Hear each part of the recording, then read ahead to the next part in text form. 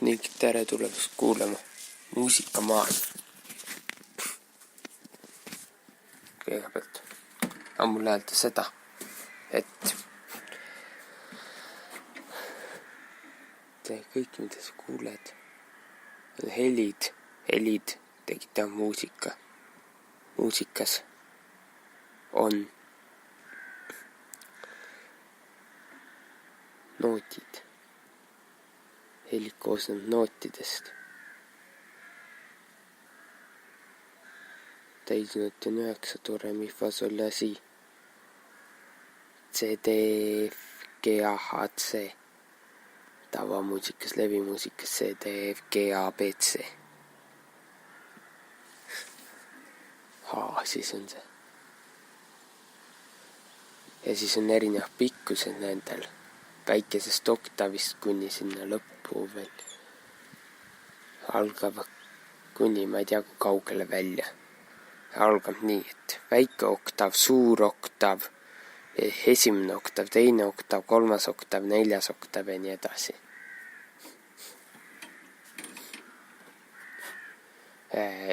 Need kõrged helid, nagu näiteks see, on väikese oktavi, nagu näiteks see on kõrge heli, väikese oktavis.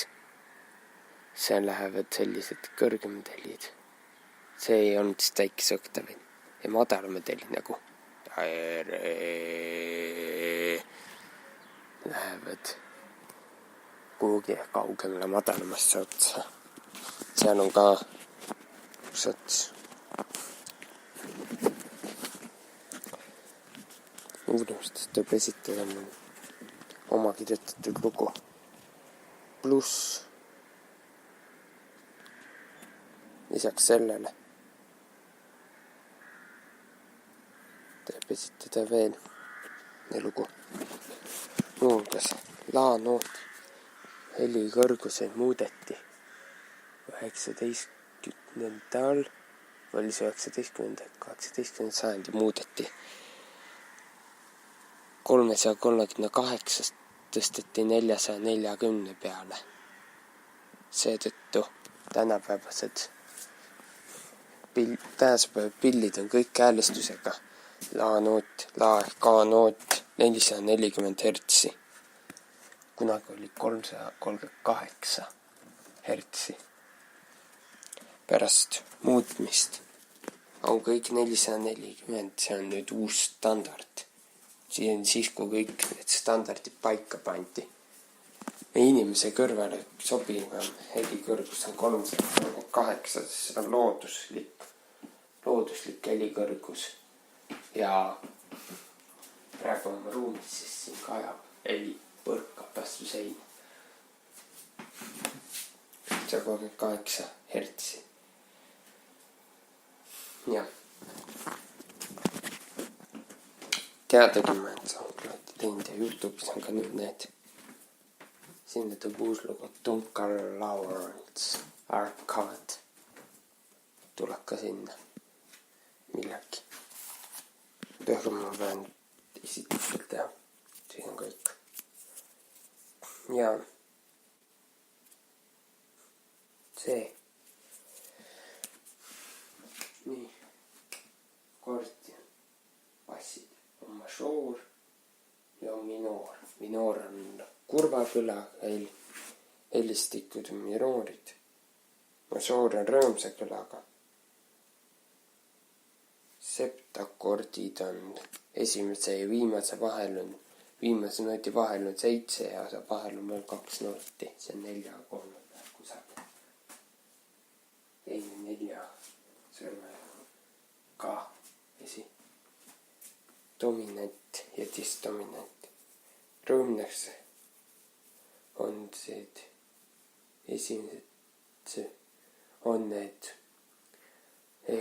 esimesest astmest ehk siis sellest, mis iganes noot ta on nüüd. Tore või selle asi. Ükskõik mis noot ta on või on hoopis mingi bemoll või diaas. Esimesest astmest lähtuv. Esimesest astmest tulev on siis esimene aste on dominantne. Selline 7 esimese ja viimase vahel on veel 2 tükki esimesest astmest lähtuv ja dominantist tulev. See disdominant on see, kui ta tuleb ei oskagi öelda vist või mujalt tuleb siis disdominant. Mina vihtan ka. Takord. Ka astmetega selline aste võib olla ükskõik mis noot. Tavaliselt lõppevad lood esimesse astmesse ehk siis sinna masoor. Masoor 3 kõla ja siis on minoor 3 kõla. Need dominantid ongi masoor 3 kõla ja minoor 3 kõla. Masoor on dominant ja minoor 3 kõla on disdominant. Kui on aru saada 3 kõla ehk siis esimene, 3., 5. aste nootidel. Esimene, 3., 5., esimene. Üldse 7 tükki neid on kokku. Ma ei saa nootidega öelda, sest ma ei tea, mis noot on esimene aste. Helistikku märgid määravad ära, mis see esimene on. See on diesid. Diesid siis tõstavad nooti natuke pool tooni võrra kõrgemale. Bemollid langetavad pool tooni. Ehk siis ühe nooti D-s on teise nooti bemoll tegelikult.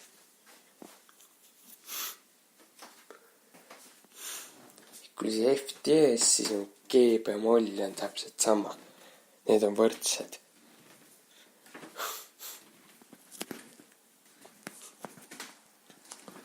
Siis tavamuusikas C, D, F, G, A, H, C ehk siis do, re, mi, fa, sol ja si, do. Siis levimuusikas on C, D, F, G, A, H, B. Ehk siis C, D, F, G, A, H, C on tavamuusikas do, re, mi, fa, sol ja si, do. Siis levimuusikas on C, D, F, G, A, B, C. Ehk siis do, re, mi, fa, sol ja si, do on selline asi. Sealt tuleb see ju tähestiku järgi do, re, mi, fa, sol ja si, do. Ainult, et algab C-ga C, D, F, G, A, H, B. Ei, C, D, F, G, A, B, C. A, B, C, D, F, G, H. Ja siis levimuusikas on siis H bemoll on B bemoll. Tavalises muusikas on B, H bemoll. Sellised väikesed vahed on.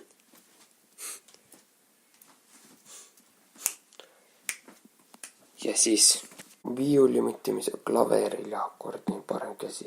Ehk siis klaveri, klaviatuuri käsi. Siis on bassivõti, mis on tunduvalt madalam. Need minu võtmed märkisid ka ära mingi noodi asukoha.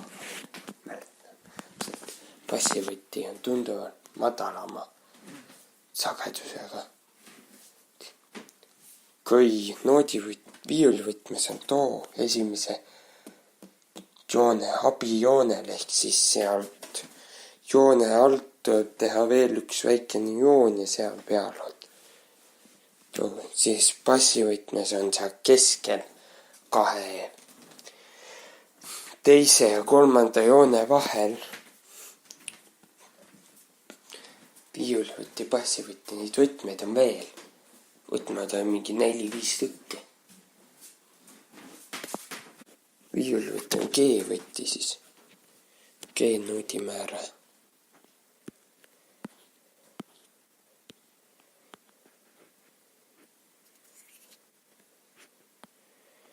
G-võti. Bassivõti on F-võti. Määrab F-noodi asud kohe ära. Siis on mingi C-võti ka. Need määravad G, F ja C ära. Siis vastavalt võtmed. see on solvõti ehk G-võti ehk viiulivõti määrab esimese oktavi G asukoha teisel noodijoonel.